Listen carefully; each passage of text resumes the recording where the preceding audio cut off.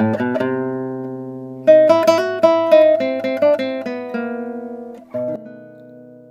si zabrljao, moj Aleksa, da ne može gore.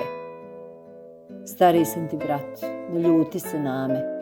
Niko ti više dobro od mene ne želi, ali ti moram po duši reći šta i kako je. A Boga mi, i čaršija sve to vidi. Imade li ti išta lijepo iz muslimanskog života za opjevat, nego kako i mama Sefića šćer vrcka kroz bašću s ibrikom u ruci.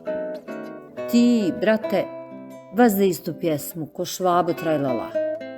Nikad se dozvati pameti.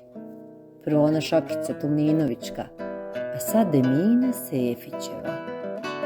Tomljinovićku nekako da ti oprostimo, mladost, ludost, a i koferaši su, nije domaća.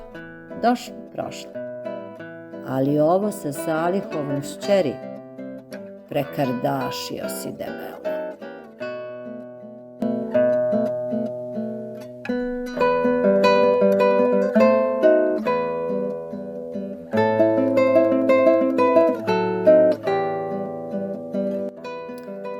Sretala sam ga često, kad bih išla u Mekteb u školu, jedna česma.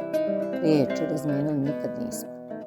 Viđala bih ga iz daleka, skockan kao da je sad iz Beča došao. Najviše se cipela sjeća. Uvijek uglancana, sjaja, po njim napale pantule. Porezati bi se mogao kako su opet. Jednom sam čula kako neko peva u Čvorović Avliji. Pjevao je Kara, majka sin Ahmeta, uz violinu, tamburicu i šargiju. Pjevao je jedan glas, žalovito. Kasnije sam čula da mu je to bila najdraža pjesma. I sad mislim kako je on pjevao. Zagledala ga u prolazu, sine, velim ti nisam. Ali se pričalo da je bio lijep čovjek.